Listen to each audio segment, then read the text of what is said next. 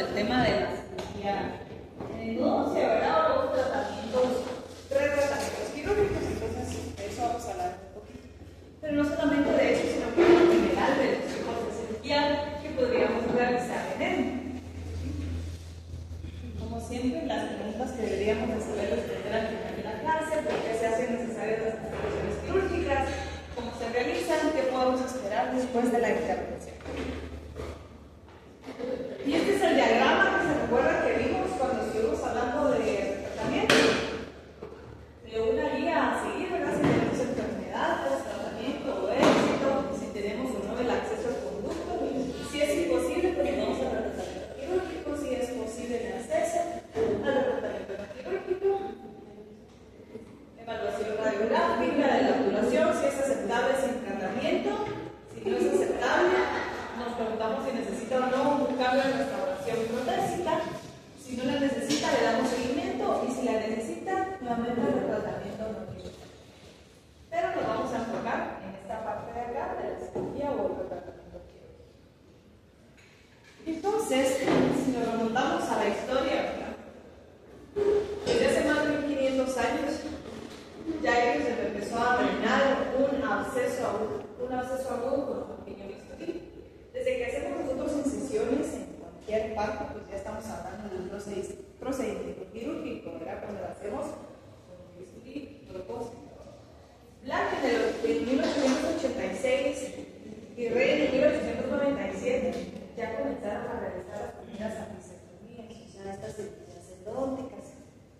¿Okay? Entonces, no es un procedimiento reciente, tiene muchos años de existir y por consiguiente tiene mucho tiempo de estarse perfeccionando la técnica y de haber estudiado resultados, de haber estudiado cómo funciona, cómo mejorar y demás. Entonces, ¿qué tipos de cirugías podríamos realizar en endodoncia? De menos a más, pues drenajes de los accesos agudos, ¿sí?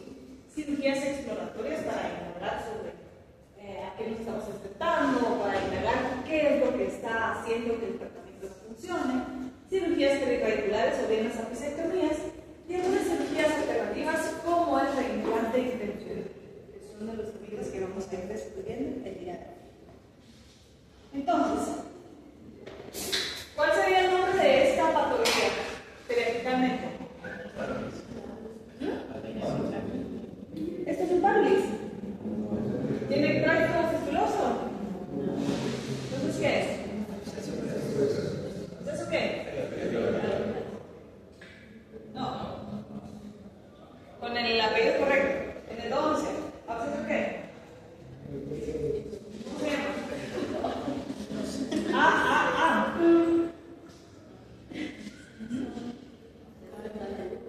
Absceso apical agudo, ¿verdad? Esa es la patología. Entonces,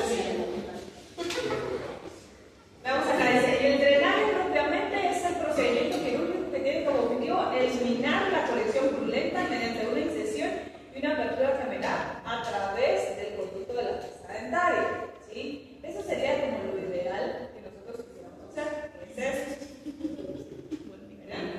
Que nosotros al momento de entrar y hacer el acceso y empezar a instrumentar esos conductos, que ese acceso pudiera drenar por los conductos. Eso sería como lo ideal, ¿verdad? Lo que usaríamos, porque en este caso pues no tendríamos que hacer ningún tipo de intervención quirúrgica.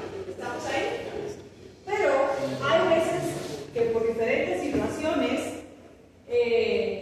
no drenan por la vía del conducto, o bien a veces el paciente no puede abrir la boca por la misma inflamación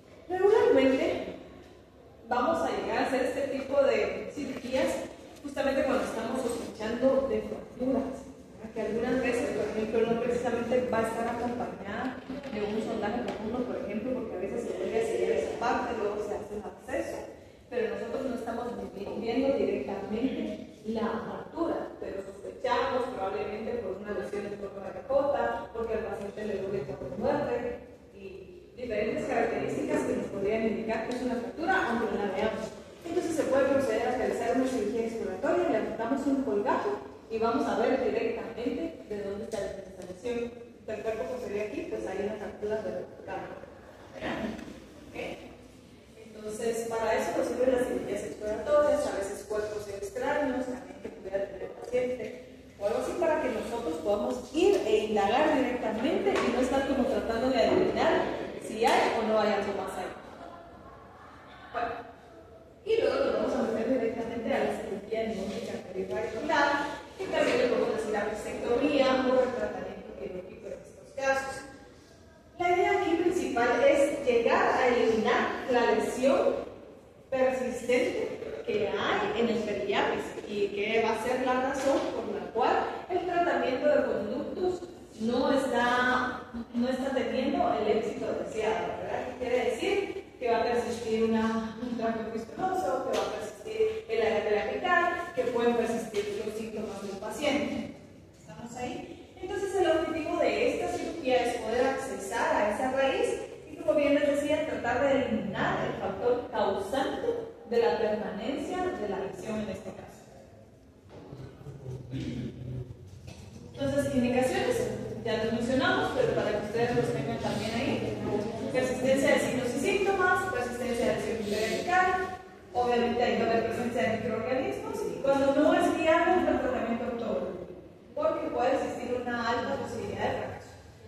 No es viable el tratamiento ortográfico, recordemos. ¿Cuándo no es viable un tratamiento de forma ortográfica? ¿Cuándo no es viable? ¿Recordame tu nombre? Jimena.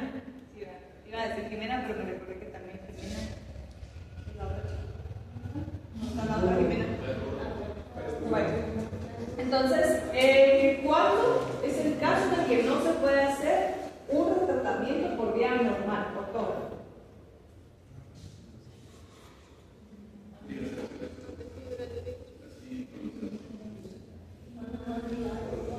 Podría ser, porque digamos que de repente no se consiguió instrumentar esa curva y entonces no vamos a mejorar el tratamiento. Bueno, eso es un... pero hay una razón principal.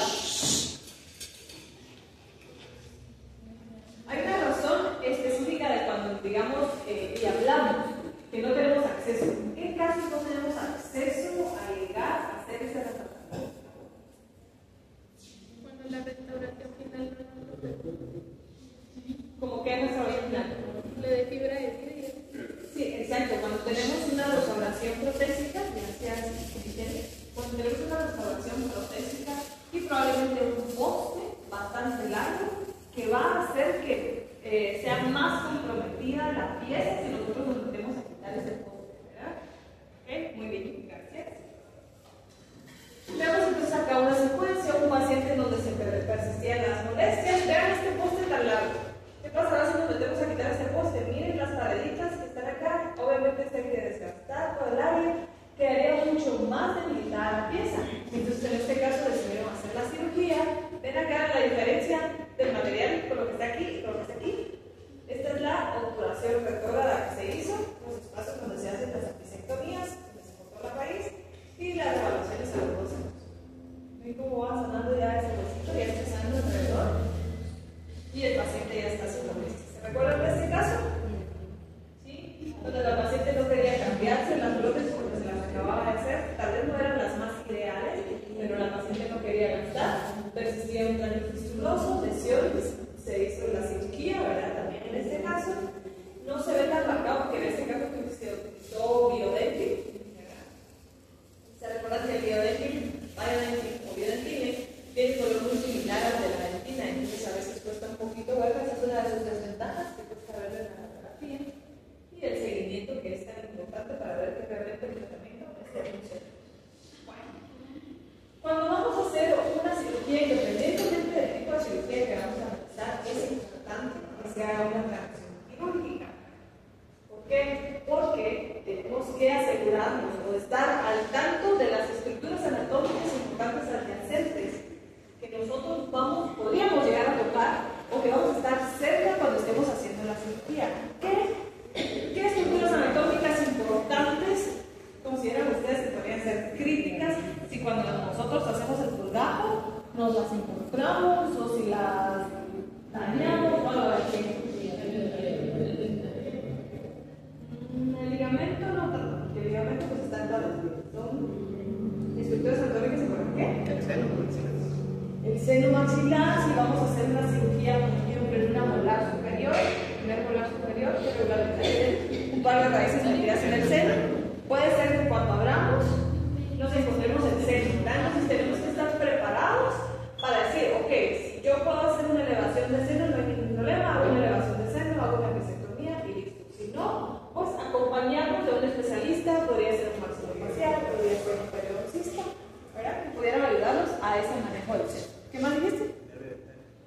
Nervio anular inferior, exactamente, ¿verdad? Entonces, lo que sucede acá es que también podríamos encontrarlo cuando estemos haciendo la bisectomía de las molares inferiores, que pasemos dilacerando el nervio. ¿Qué va a pasar ahí?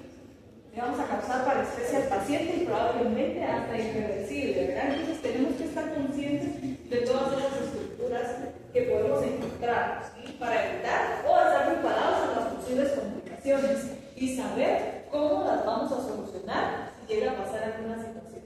¿Okay? Importante también que el paciente pueda cooperar, que además esté de acuerdo en hacerse la cirugía, que sepa lo que esto conlleva, ¿verdad? En cuanto a las complicaciones que se puedan dar, los cuidados que tiene que tener postoperatorios, ¿sí? Eso es importante que el paciente sí tenga conocimiento de todo esto. Y eso es lo que estaba mencionando, ¿verdad? Que siempre el paciente debe estar informado. Bueno, entonces también se debe hacer un análisis radiográfico y obviamente clínico. ¿Clínico como qué? ¿Qué se les imagina a ustedes que pueden pensar? ¿Cuáles serían los aspectos clínicos a evaluar antes de meternos a hacer una cirugía?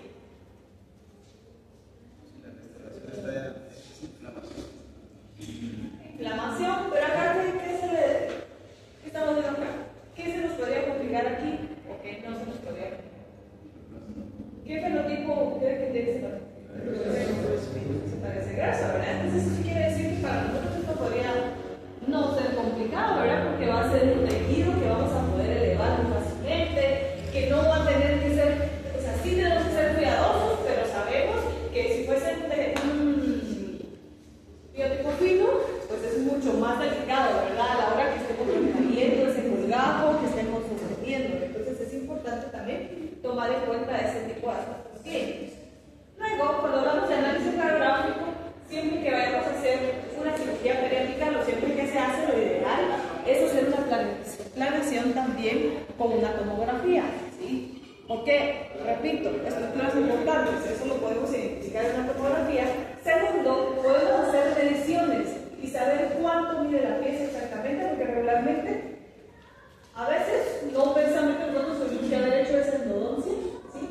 Para poder después hacer una cirugía periapical. Entonces tenemos que medir la pieza y tener las medidas más exactas para saber a dónde ir a buscar ese ápice y además la profundidad a la hora de cortar. Para eso también nos sirve el análisis radiográfico y el poder tener un CBCT. ¿Sí? Bueno. Los colgajos. Ustedes ya conocen los diferentes tipos de colgajo, creo que eso lo han visto en cirugía. ¿Sí? Ok, no nos vamos a meter mucho en esto, pero regularmente las recomendaciones son que se levante un colgajo, una pieza adelante y una atrás de la pieza que vamos a trabajar. ¿Por qué? Para poder tener suficiente acceso al ápice, ¿verdad? Que no tengamos que maltratar tanto ese colgajo o desplazarlo tanto sin haberlo hecho nosotros a propósito.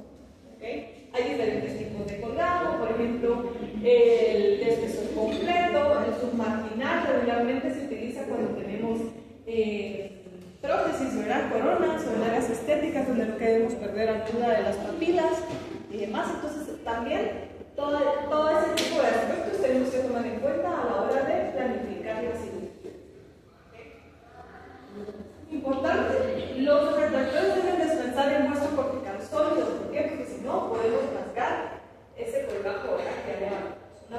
firme, evitar desgastar, de lo que estamos hablando, utilizar periódicamente suelo fisiológico salino para mantener hidratado ese tejido que estamos retrayendo y al que le quitamos ya cierta irrigación, ¿verdad? Entonces es importante. El retractor debe ser lo suficientemente grande para proteger el tejido. ¿Qué quiere decir esto? Que un retractor, ¿cómo se llama el retractor que se utiliza en cirugía? Minnesota, ¿verdad? Uno de ellos podríamos utilizar y no, por ejemplo, si a alguien se le ocurre decir, ay, con esta espátula me voy a retraer ahí. Va a ser un instrumento que no es adecuado, ¿verdad? Que va a ser muy pequeño y lo que va a suceder es que cuando estemos cortando hueso o el ápice se nos puede ir un pedacito del colgajo y ya, con eso se perdió todo, ¿verdad? ¿En qué momento vamos a poder reposicionar ese colgajo? Doctora, ¿Qué manda? Idealmente el colgajo es una pieza adelante y una atrás. Sí, idealmente. Algunas veces, si todavía, por ejemplo, un canino está muy alto y no tienes el acceso, puedes ampliar un poquito más el colgajo. Lo ideal es que se pueda manejar lo más cómodo posible, ¿verdad? Aparte de aquí se pone un poco sangrienta la clase, ¿verdad? Hubiéramos puesto este filtro que ponen ahora en los reels, donde dice que con las historias, ¿no? Que está censurado, que acepten si lo quieren ver o no, ¿verdad? Entonces en ese momento es que a los que le tengan miedo a la sangre y no quieran ver contenido sensible, pueden salir, ¿verdad? Y también pueden ir a buscar, ¿verdad? Diría yo, porque aquí se puede poner todo sangriento. Entonces vemos allá una elevación de colgajo, marginal, se dan cuenta no tocar papilas. En este caso no es porque tenga restauraciones, así se decidió hacer. Pero idealmente se hace para mantener el puro de las papilas y evitar la mayor retracción posible. Siempre hay un poco de retracción gingival. Es importante que el paciente lo sepa, ¿verdad? Porque siempre puede haber un poquito. Entonces, luego de que ya levantamos el colgajo, toca la osteotomía. Y en este caso es una ventana ósea que se realiza para poder accesar a la raíz de la pieza y poder accesar a la lesión, poder realizar luego el corte de la raíz, que es lo que viene después, ¿sí? Entonces esta ventanita que regularmente, cuando vamos a hacer este tipo de procedimientos, regularmente son lesiones que llevan mucho tiempo de estar en boca. Entonces lo que sucede es que ya han perforado las tangas. Entonces, regularmente vemos un espacio ya vacío, a veces solamente hay que como que terminar de ampliar un poquito esa ventana ósea que ya sale ahí. La mayoría de casos no es que uno llegue a romper todo, ¿verdad? Sino que siempre hay una guía, ya hay un espacito hecho, ¿verdad? Ya hay una pequeña ventanita, entonces uno ya solo amplía, ¿sí? Entonces, pero acá, ¿qué estamos haciendo? ¿Qué está diagramando?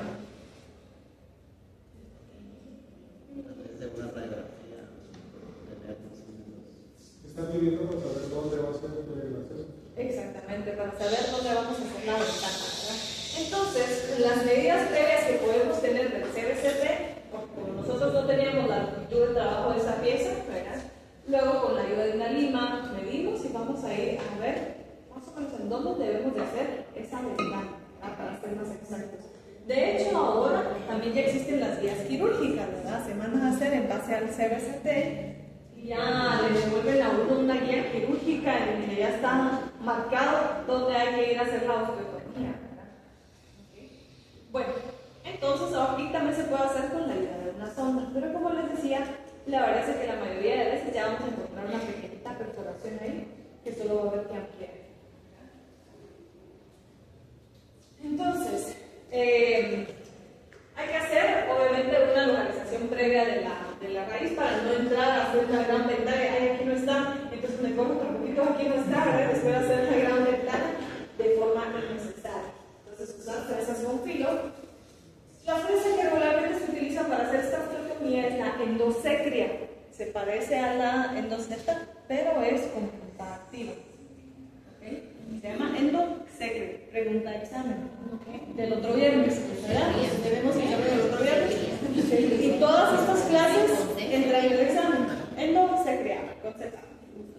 Tenemos que utilizar suficiente irrigación cuando estemos trabajando.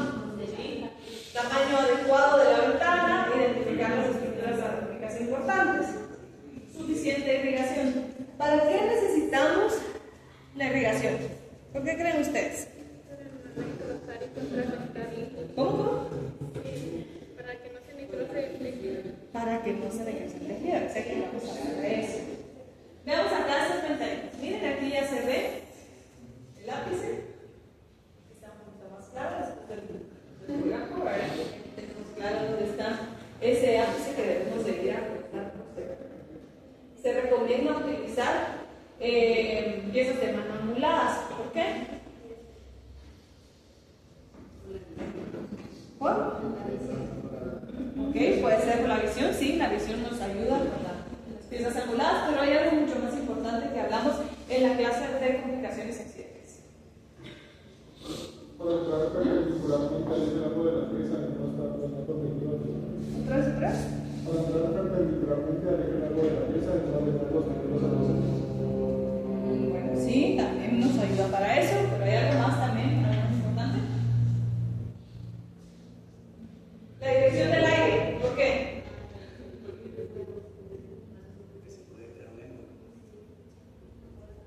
No le podemos contar, ¿cómo dijimos que se llama la comunicación de la dirección de aire en los sentidos?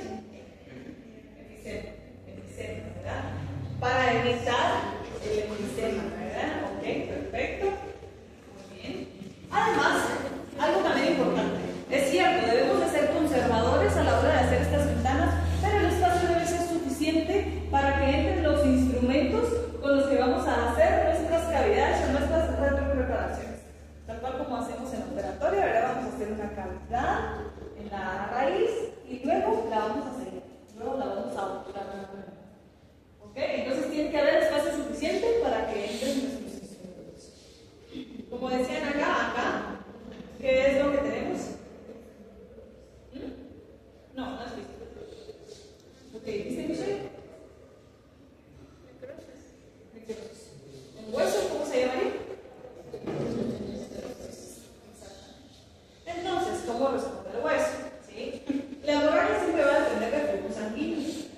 Es importante que nosotros utilicemos un buen vasoconstrictor, hay que tener una buena técnica de anestesia para que el sangrado que obviamente va a haber no sea tan profuso, ¿sí? Y podamos trabajar tranquilamente. Irrigación. Es importante que siempre estemos irrigando porque el calor disminuye la capacidad de defensa, ¿sí?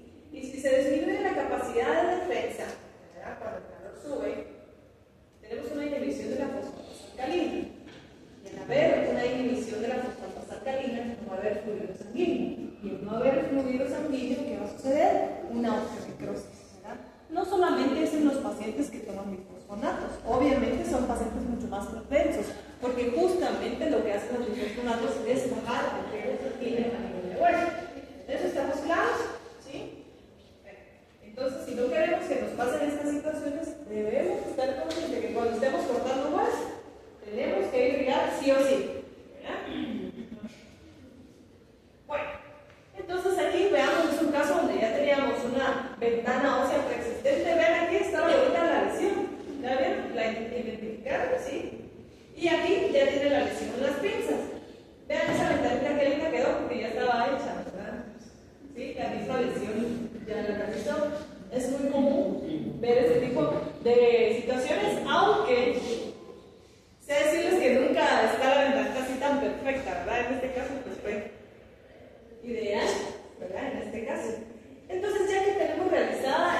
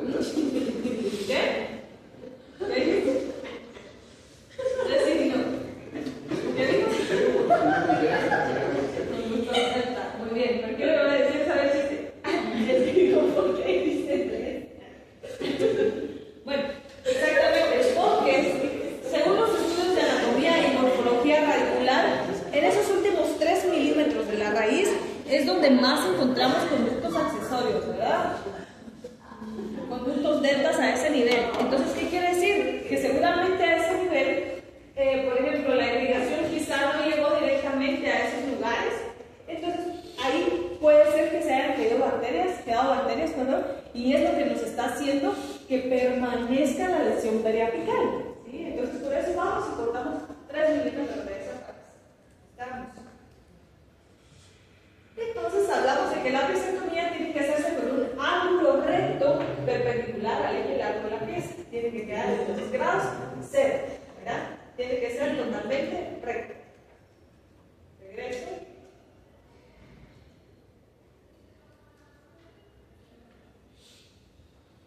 Grados rectos. ¿Por qué? Porque además que nos va a permitir hacer una mejor preparación y reestructuración, el hecho de que esté recto en la raíz también nos va a ayudar a que la cicatrización sea mucho más favorable, ¿sí? Si no, también le va a costar las irregularidades que le van a costar más al cuerpo poder hacer una recuperación más de los tejidos. Entonces, recto, 0 grados, ¿verdad? La apicectomía se hace a 0 grados, tiene que quedar recto.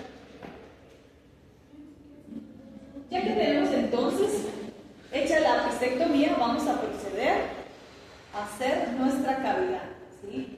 La verdad es que regularmente lo que hacemos es una desobturación. Estas se hacen con puntas de ultrasonido.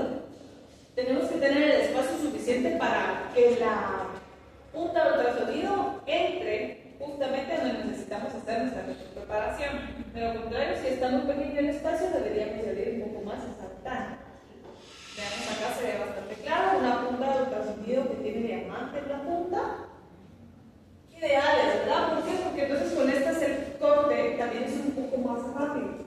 Y si el corte es más rápido a la hora que estemos preparando también, eso incide en el tiempo de trabajo, en el tiempo que vamos a tener abierto el colgajo. Entonces necesitamos que sea todo lo más rápido posible.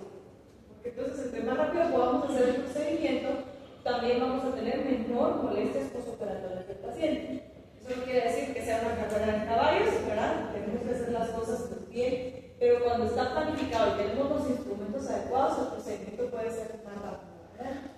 ¿Qué es esto que tenemos acá pigmentado? ¿Con qué se pigmentó? ¿Cómo se llama el azul de metileno? ¿Verdad? Nos sirve para remarcar las estructuras y además para que podamos delimitar bien la raíz. ¿Qué es todo eso que se pigmentó alrededor, que se ve alrededor de la raíz? ¿Qué es?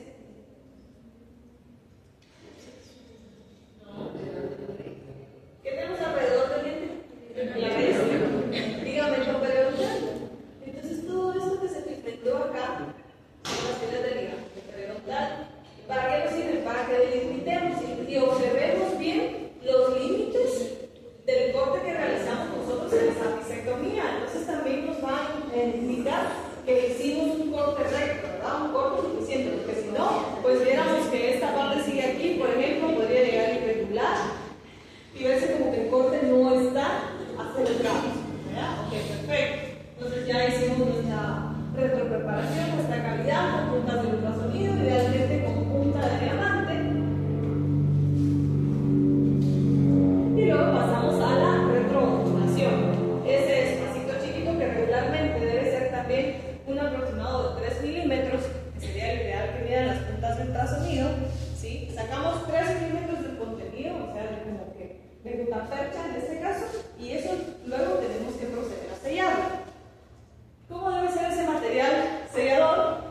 No reabsorbible, biocompatible, estable dimensionalmente a lo largo del tiempo, inductor de la regeneración del complejo del ligamento periodontal, específicamente de la cementogénesis sobre la propia obturación del esternón radicular.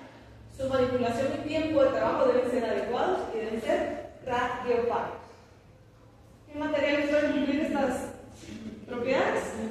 El MDA y el BDA, que son materiales que son bioactivos precisamente.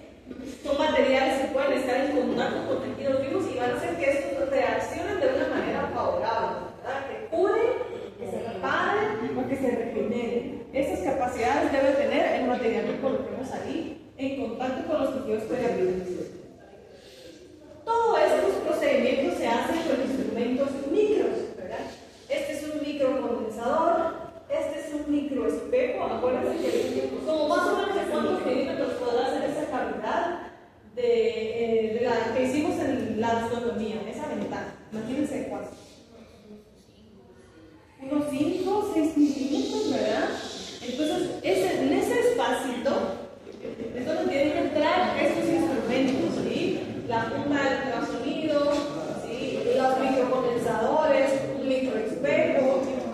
microexploradores para llegar a indagar todos esos espacios súper chiquitos. ¿Ok? Entonces, así se podría ver la operación. Ustedes ven acá la delimitación, esta es la raíz, ¿verdad? Esto es la raíz, la cavidad que se hizo ya obturada. ¿Sí? ¿Qué vemos acá? ¿Qué es esto?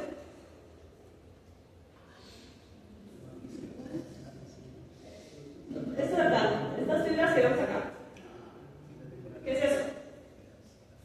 ¿Ah? ¿Qué es eso? ¿Quiénes fueron, son o siguen siendo fans de Grey's Anatomy? ¿Levanta la mano? Nadie.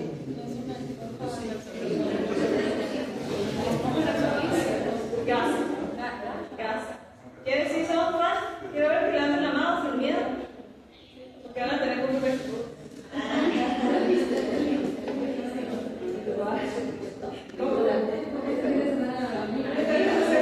Ay, no me da tiempo de estar toda la vida. Ok, son gasas, ¿verdad? ¿Y por qué les preguntaba esto de la serie? O sea, la serie, los que la han visto cuando ellos están operando, ¿verdad? Están en quirófano, siempre sacan un montón de trapos dentro del paciente, ¿verdad? La verdad es que sí, se utilizan, por ejemplo, en este caso, gasas partidas en cuadritos súper chiquititos que ayudan a mantener el área donde estamos trabajando limpia y nos ayudan a hacer también hemostasis. Para que cuando estemos trabajando, por ejemplo, aquí podría estar corriendo la sangre y entonces nos daba la obturación, o no estamos viendo directamente donde estamos trabajando. Entonces se pone gasitas al final, digamos, de la cavidad del espacio, ¿sí? En la parte de atrás, por así decirlo. Y entonces trabajamos y limpiamos. Además, restos de este material podrían caer sobre la gasa y al momento de quitarla, pues nos llevamos esos restos, ¿verdad? ¿No? Pero otra opción alternativa de la gasa puede ser no sé si le digo yo, pero el algo así que es un el EPOCON. Fíjate que en realidad lo que sucede con eso es de que sí va a absorber la sangre, pero no te va a lograr hacer como esa parte, digamos, con la gasa. Se ve limpio, en cambio eso se va a mezclar con la sangre. No sé si alguna vez lo han manipulado. De hecho, eso es por eso. Pero si te das cuenta se mezcla con la sangre y entonces queda húmedo igual. No es como que nos vaya a hacer este toque que realiza la gasa como tal. En este caso sí, igual la vamos a quitar, ¿verdad? O sea, esto obviamente lo tenemos que quitar, no lo vamos a dejar ahí, ¿sí? ¿Okay? Y entonces probablemente si quisiéramos hacer todo, si está sangrando demasiado, aunque en esos casos se utilizaría más el sulfato férrico, ¿verdad? Como para lograr hacer la hemostasis si es demasiado, ¿verdad? ¿Okay? Bueno, entonces obviamente cuando ya verificamos nuestra reestructuración tenemos que eliminar todos esos cualquier objeto extraño, restos del material, las gasas, estar seguros de que sacamos todo, ¿verdad? De ese espacio antes de reposicionar el colgajo y por supuesto una verificación radiográfica para corroborar la reestructuración. ¿Qué error le ven a esa reestructuración? ¿Se ve la diferencia? Aquí está el producto y esta es la reestructuración. ¿Qué no está ideal ahí?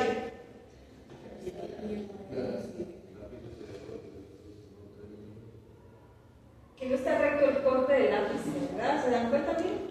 Está como para acá, ¿verdad? Entonces ahí ¿qué va a suceder?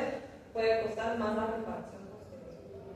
No es que no vaya a funcionar si eliminamos toda la lesión, ¿verdad? Y lo que estaba causando la molestia. O sea, porque probablemente el lápiz estaba hasta aquí.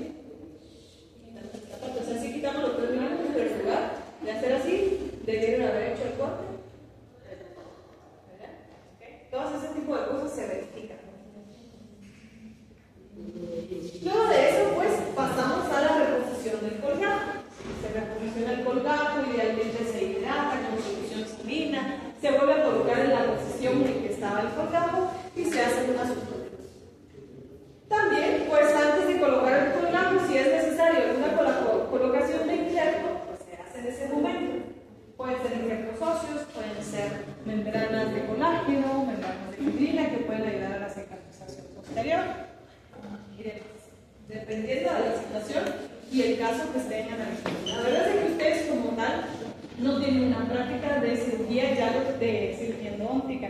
Ya los que se vayan a meter al posgrado de endo y ya se metan más en el rollo, pues sí, para poder realizar este tipo de procedimientos.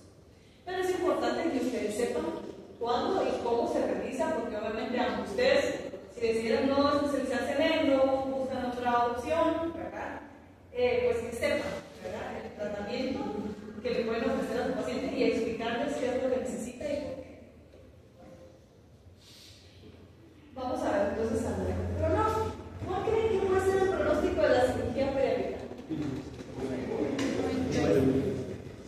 Porcentaje. ¿Cuánto? 94. ¿Quién da más? ¿Quién da menos? Bueno, en estudios podemos hablar de un 74.3% de éxito en unos estudios, con todo. Vamos a ver el análisis después. Pero si se dan cuenta, aquí dice sanación completa de la lesión. Aquí está una sanación completa. Esto lo podríamos tomar acá porque no está diciendo suplementación para ellos o sus criterios de inclusión dentro del estudio, pues eran una sanación incompleta de la lesión, por ejemplo. No quería decir que no estaba funcionando. Pero veamos este metaanálisis, es mucho más importante los metaanálisis, ¿verdad? A este nivel. Entonces encontramos un 89% de éxito. Y, importante, vemos que al utilizar MTA como reestructuración, se podría obtener un 90.8% de éxito y, mucho más importante, la magnificación, 91.1% de éxito. ¿Por qué la magnificación? Nosotros en endodoncia ya trabajamos, ¿verdad? Cuando sabemos, hacemos acceso y estamos viendo los productos y todo, espacios muy pequeñitos. Pero ahorita nuevamente, pues vimos que vamos a trabajar en espacios también muy minuciosos, con instrumentos súper chiquititos. Entonces, la magnificación es sí o sí importante en los procedimientos que realicemos en espacios tan pequeños, ¿sí? Para ser mucho más precisos y mucho más efectivos. Vamos a ver un casito clínico. Aquí, vean, era un buen tratamiento aparentemente donde podíamos entrar en periodo autógrafo, ¿verdad? Sin mayor complicación. Necesitábamos tratar de retomar este proceso porque vean esta lesión grande. Pero vean qué sucedió acá. ¿Qué ven aquí? ¿Ah? No es una fractura. A ver. No, veremos cómo estaba. Esta es la inicial. Luego se intentó hacer un tratamiento global. ¿Ah? Es un acceso. No ubicaron bien la localización del proceso y se fue la presa. Y se desvió, ¿verdad? Lo que sucede es que cuando ustedes, realmente, como han hecho ustedes el tratamiento de conductos, a veces hay distintas obturaciones que utilizan otros, ¿verdad? Otros endodoncistas o no endodoncistas y sellan las piezas y a veces el material puede ser muy rígido, ¿sí? Y entonces, o bien, por situaciones de que no se ve bien o el espacio es muy pequeño, pues pueden ocurrir estas situaciones que son los accidentes, ¿verdad? Aparte de los accidentes y complicaciones que pueden suceder. Entonces se decide sellar esta área para no seguir debilitando la pieza y entonces se procede a realizar una fasectomía, porque obviamente ahí tenemos una lesión. Y entonces vean que van a ver cada uno de los pasos en vivo. Ahí se está haciendo la elevación del linfogramo, pues obviamente hay que hacer cortes precisos, ¿verdad? Y se está haciendo la liberatriz. Cada vez que se va cortando se va aspirando la sangre, porque obviamente, ¿verdad? Si no, no vamos a poder ver. Se hace una descomunidad con el bisturí.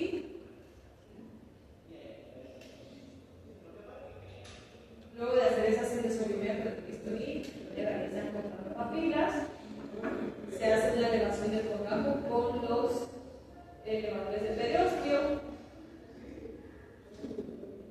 Siempre hay que tratar de ser muy cuidadosos con todos estos sentidos individuales, para que la posterior cicatrización sea lo menos obvia posible, que no vean cicatrices, y más cuando son áreas estéticas.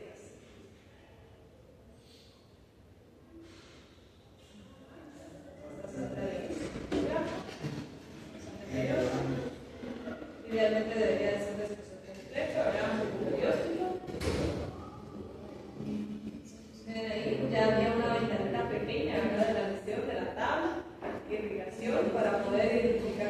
está la estructura y ahora se procede a realizar el corte para ver la ventana.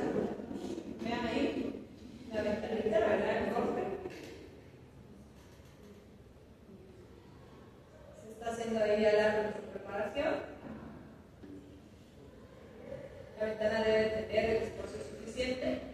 Ahí se deben cuenta, bien, están saliendo los restos de la percha, ¿verdad? La circulación se está haciendo ahí.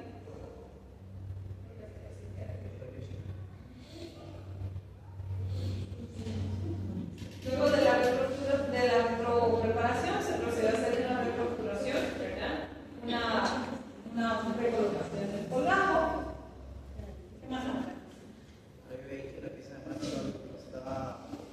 No estaba ondulada. No estaba irrigando. ¿Por qué? Porque en este caso, además de que no era una pieza ondulada, ¿verdad? Entonces se prefiere que se esté agregando la irrigación, ¿verdad? Aparte para que la presión no vaya con presión, sino que solamente estén irrigando con presión. Entonces siempre tiene que tener ayuda. Entonces, en dado caso, uno de nuestros pacientes necesitaron un procedimiento así, ¿se refiere a posgrado o cómo se trabaja? Fíjate que sí, regularmente lo refieren al posgrado o tienes que dar ejemplo para que nosotros te podamos apoyar haciendo la cirugía si quiere hacer el integrado, así como los de pérdida. Entonces también podemos hacer nosotros los asistentes. No todos, pero casi todos. Entonces un reposicionamiento de colgajo, esta no fue la postoperatoria, esta fue 8 días después. Obviamente hay que hacer una revaluación, vean, 6 meses después. Otra vez, si se dan cuenta, acá no hay un corte recto, ¿verdad? Es lo ideal, sin embargo, dependiendo de la posición, si queremos no venimos más. Entonces, lo malo es que ya nos perdimos los puntos del contenido del examen. Bueno, entonces acá debe haber estado asegurado, pero sí pueden observar aquí el cambio de lucidez o de opacidad, más bien, entre la gutapercha y el LTA colgado. Entonces, aún así, pues obviamente vemos 6 meses después, está reparando esa lesión que tenemos ahí. Entonces, el tratamiento está siendo exitoso. Siempre es importante darle seguimiento, vean cómo está ahí. Ya no tenemos cicatrices, se ve bastante bien. Posteriormente le hicieron la rehabilitación y todo. Idealmente, pues en estos casos, cuando todavía no se han puesto la restauración, es el caso ideal.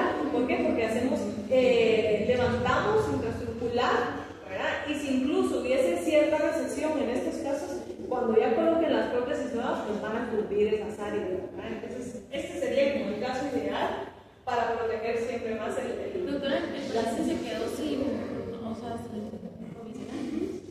No se quedan sin provisional, se quedan con provisional. Ahí ya solo fue por la foto, para ver cómo había.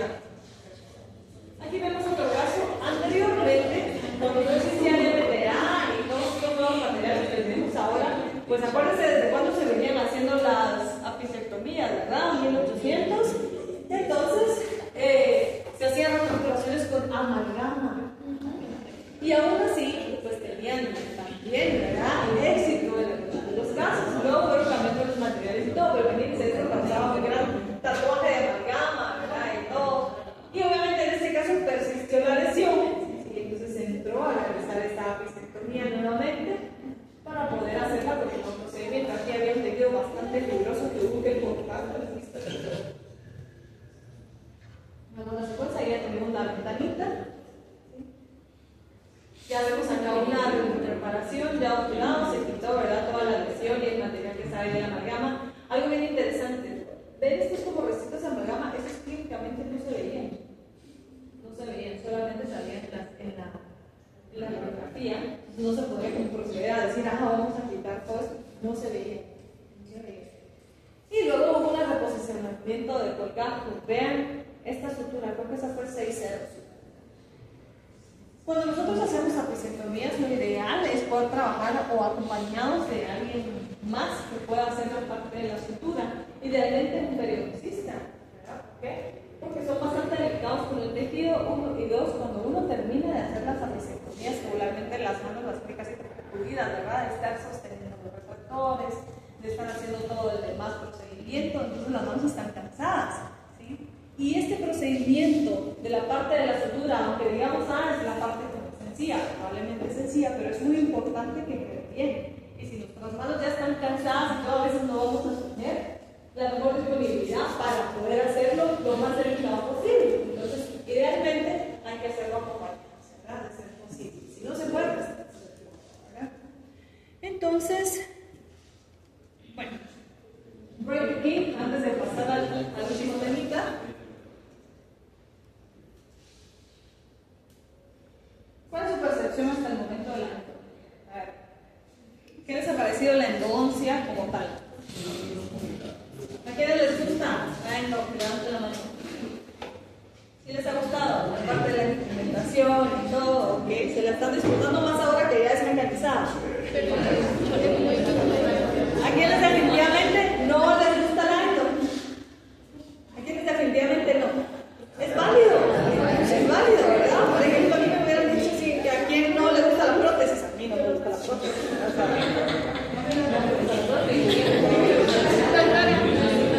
Y del curso de endo como tal, ¿qué les ha parecido el curso de endo? ¿Ha sido aburrido? ¿Mucha práctica? ¿Mucha teoría? ¿Qué? ¿Se han disfrutado el curso de endo? ¿Sí o no? ¿O es de los cursos tediosos que ustedes dicen, ay, no, ese curso no? Un comentario, como cada quien tiene como que dar su propia versión de las clases. Obviamente ustedes las debaten, siempre se siente un aire diferente cuando se dan las clases. Entonces, eso da un poquito de dinamismo también a cómo percibimos las clases. Muy bien. Sí, y la verdad es que esa es una ventaja que ustedes tienen acá en la facultad como tal y en San Carlos. Es una ventaja que ustedes puedan escuchar a diferentes profesores en los diferentes cursos, justamente por eso, incluso en las clínicas, porque en la mayoría, por ejemplo, de las otras universidades, las universidades privadas regularmente tienen 1, 2 o lo máximo 3 docentes por área o por curso. Incluso hay veces que solamente un docente da todo el curso, ¿sí? Todos los temas. Entonces, obviamente, a veces puede ser eso también un poquito más tedioso, ¿verdad? Incluso en la clínica ustedes pueden aprender, y eso es importante que ustedes lo tomen en cuenta. Aprendan de todo, ¿verdad? Todos tienen algo que aportar, todos tienen diferentes ideas, todos tienen diferentes maneras. Pero la verdad es que son tips que ustedes pueden ir agarrando, no solo en esto, ¿verdad? Sino que en las diferentes áreas de odonto, ¿sí? Entonces, eso es importante que ustedes lo aprendan. Otra situación importante es que recuerdo que platicamos mucho que cuando uno es estudiante, como que no le pone el interés adecuado, ¿verdad? A veces nos enfocamos más en ganar los cursos, en decir, ay, bueno, ya pasé otro año, ¿verdad? Y la verdad es que no debemos de perder el hecho de que nosotros trabajamos en pacientes, ¿sí? Entonces es importante que nosotros aprendamos a hacer todos los procedimientos lo mejor posible, porque es ahí donde va a redundar la ética de nosotros cuando trabajamos con nuestros pacientes. No trabajamos en carros, ¿sí? No somos mecánicos ahí, industriales, que pues igual, y estos pues tendrán su importancia, ¿verdad? En el mundo definitivamente, pero nosotros trabajamos en humanos, ¿sí? En humanos.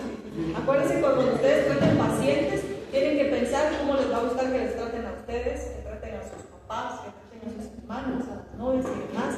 Y así mismo es como nosotros debemos de preocuparnos por hacer bien las cosas en nuestros pacientes, ¿sí? Entonces, ¿qué tienen que hacer ustedes? Estudiar, lean, no pasen los cursos solo por pasarlos.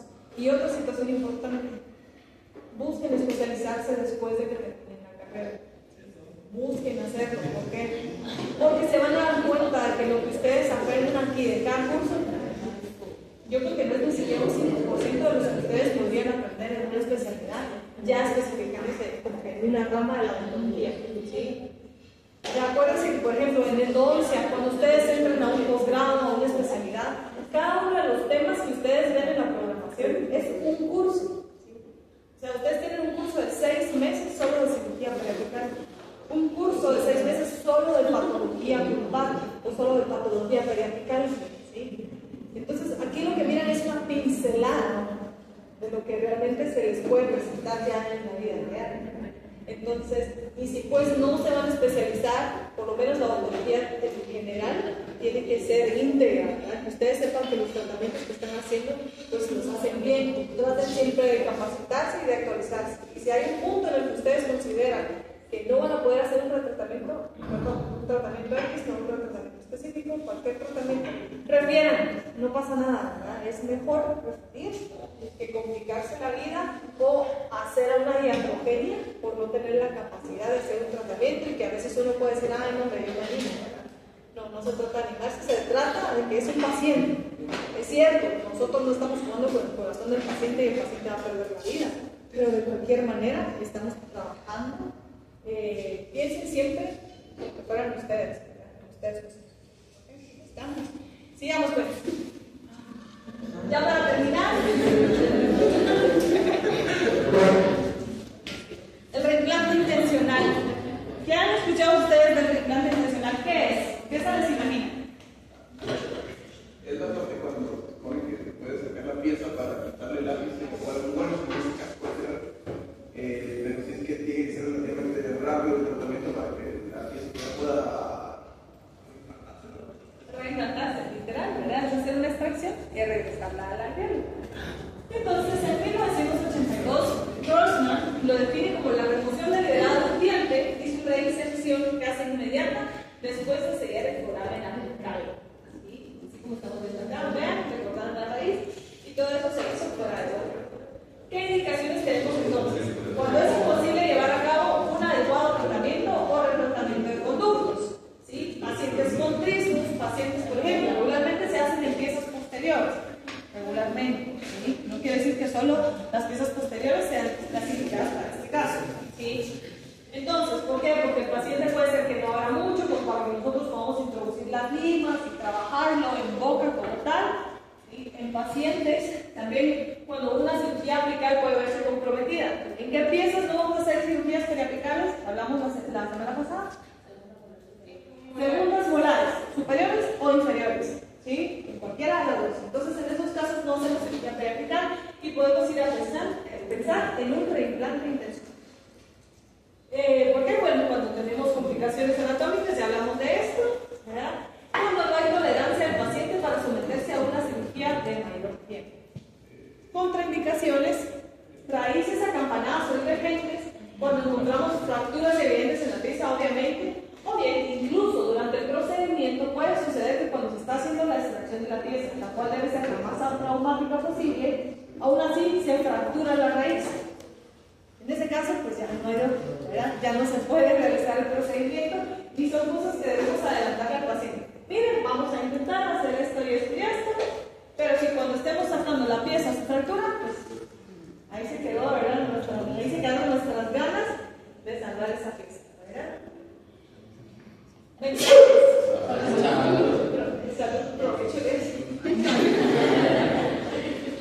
Fácil de realizar, consume menos tiempo y es menos invasivo que una cirugía apical. Fácil de realizar, obviamente con práctica, ¿verdad? Todo lleva una curva de aprendizaje, pero es que debe de ser en un tiempo corto. Ya vamos a ver cuánto tiempo. Se puede reducir considerablemente las complicaciones como las parestesias, compromisos del seno maxilar, dolor y la inflamación del paciente al levantar por brazos extensos.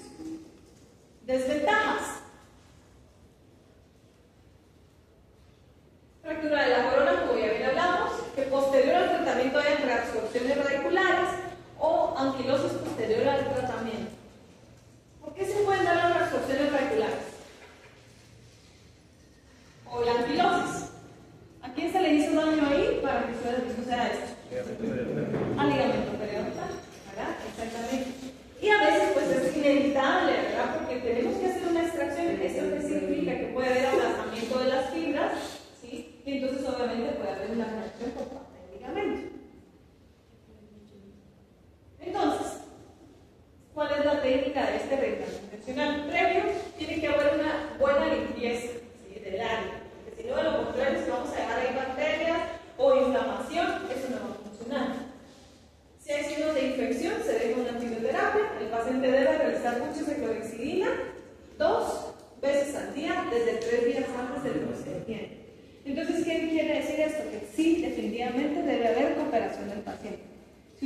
realmente ese paciente al que le hicieron una limpieza 2 meses antes y cuando regresa está otra vez todo lleno de sarro, ¿creen que puede ser un paciente candidato a un reimplante? No, porque aquí no les estamos jugando todo con el periodonto, ¿verdad? Nos le estamos jugando a que esta reinserción se pueda dar, y si el paciente es chupo, no va a funcionar definitivamente. Entonces ni siquiera le demos la opción al paciente. Veamos. Luego entonces se procede con la extracción. Obviamente va a haber una anestesia previo a esto, ¿verdad? Se sobreentiende. Se procede con la extracción. Debe evitarse la manipulación del alveolo después de la extracción, no se van a poner a cubetear. Se debe mantener húmedo el ligamento periodontal con solución salina a lo largo de todo el procedimiento, y se debe evitar tocar o desecar la superficie radicular. ¿Cuánto creen que es el tiempo máximo que debe estar esta pieza fuera de boca para tratar de mantener las células del ligamento periodontal viable? 5 minutos, ¿quién más? 3 minutos, ¿quién más? ¿Quién menos? 30 minutos. 1 hora. 1 hora. Ya 1 hora ya es una piedra el diente. Ya no. Ya no sirve. El tiempo máximo que debe permanecer fuera de boca son 15 minutos. Máximo. Como eso, si después se pasan 15 minutos, está demostrado que ya pocas células del ligamento periodontal son viables. Entonces, ¿eso qué quiere decir? Es más probable la anquilosis o la reabsorción de esa raíz. Entonces, ya fuera de boca, se elimina con una turbina de alta velocidad de irrigación. Se hace la pisectomía, siempre en esos 3 milímetros. La preparación apical debe ser plana, otra vez 0 grados. El ápice debe ser secado y obturado. ¿Ya? Se hace la reestructuración tal cual como en la pisectomía, aquí se obtura. Seguido de eso, pues vamos a tener que se reposiciona la pieza en el alveolo, se coloca una férula. En casos en los que hay poco hueso interproximal, siempre una férula semi-rígida, ¿sí? Esto es para todos. La férula siempre debe ser semi-rígida. Debemos sacar la pieza de oclusión y se realiza una sutura similar a esta para evitar la movilidad que se salga del alveolo, más si a veces queda un poco flojita, ¿verdad? Hay veces en los que cae de una vez y ajusta, así como que queda justamente en el alveolo, entonces hay veces en los que no es necesaria la sutura, pero siempre se recomienda. Y aquí ponemos que nuevamente no más de 15 minutos fuera de boca. ¿Qué manda? No solo sí, realmente para sacar la oclusión 1 o 2 milímetros, ¿verdad? Probablemente aquí tal vez es un poco exagerado, pero sí debe quedar totalmente fuera de oclusión la pieza. ¿Okay? Vemos acá un seguimiento, vean un año postoperatorio y la pieza sigue en pleno. Luego tenemos nuevamente acá otra situación donde se hizo un reimplante intencional y vemos el seguimiento y la pieza pues sigue en pleno. ¿Cuál creen que es el pronóstico de este tratamiento?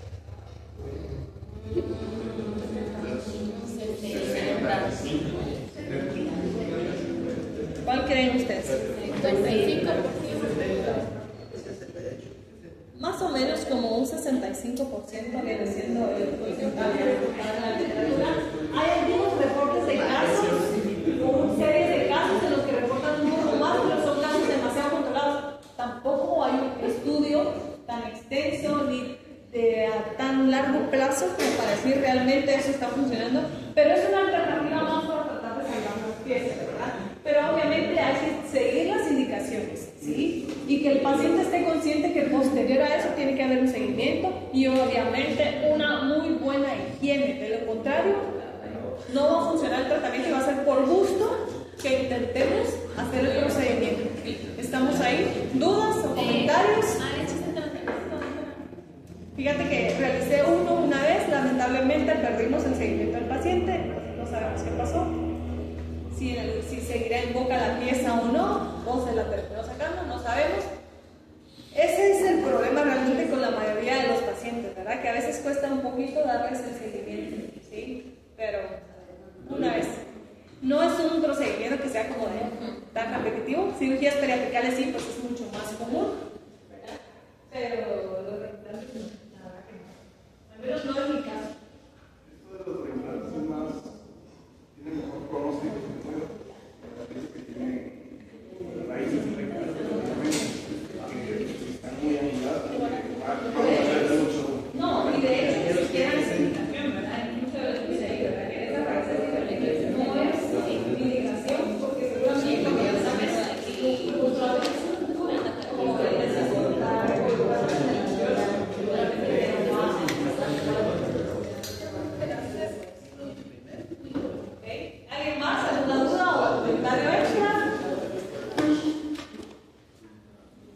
Lectura complementaria, capítulo 11, las guías de la grupa, segunda edición. Vean, ¿lograron abrir la aplicación de Dental? Nadie. Nadie pudo. ¿No? Pero lo volvieron a intentar. Intentaron metiéndose solo desde el Google Chrome como app dental y no les dejó hacer su usuario. Como que las arreglaron, no sé. Bueno, si no, entonces vamos a tener que no hacer la actividad. ¿Okay? Vale la pena que lo sigan intentando porque la verdad es que es una aplicación bastante bonita, bastante didáctica. Pueden aprender un montón ahí, incluso repasar, ¿verdad? Para sus procedimientos y todo. Procuren hacerlo. Voy a preguntar por qué, no sé si estará tocado de usuarios o algo, porque ya no funcionó, pero la verdad, porque yo sí puedo entrar todavía con mi usuario y todo, pero no sé por qué no pudieron hacer con los usuarios. Entonces, con esto me despido. Es la última clase que yo tengo con ustedes. La verdad es que ya solo les quedan más o menos las 2 clases de trauma que les va a dar el doctor Rafa, la clase de endorresto que les da el doctor Alvarado, endoorto que les da el doctor Muñoz y una clase de endoperio que regularmente tenemos a un invitado especial para que venga a dar esa clase. De tarea les queda un ensayo guiado, una investigación que es una revisión de artículos que se les va a dar y ustedes tienen que hacer resumen de los artículos, o sea que todavía van a tener tareas estos próximos 6 meses, aunque el curso se acaba ahorita en julio, ¿verdad? Regularmente también en julio terminamos laboratorios, entonces a partir de agosto seguro ustedes ya van a poder hacer endodoncias. Ojalá que ya tengan todos sus pacientes interesados para poder empezar, ¿verdad? Ya es otro rollo. Así que yo les doy gracias a ustedes por su atención en todo este año. Se acaba casi ya el curso de endodoncia, no sabemos qué se viene, en los próximos 6 meses. Acuérdense que hay cambios de autoridades, nosotros también no sabemos cómo van a estar las cosas. Esperamos que podamos seguir compartiendo con ustedes, pues saben, ¿verdad? Regularmente hay cambios de autoridades y hay cambios a veces de profesores interinos, ¿verdad? En este caso pues somos 4 lentos, que es Echi, Andrea, Rafa y yo. Entonces, no sabemos qué va a pasar.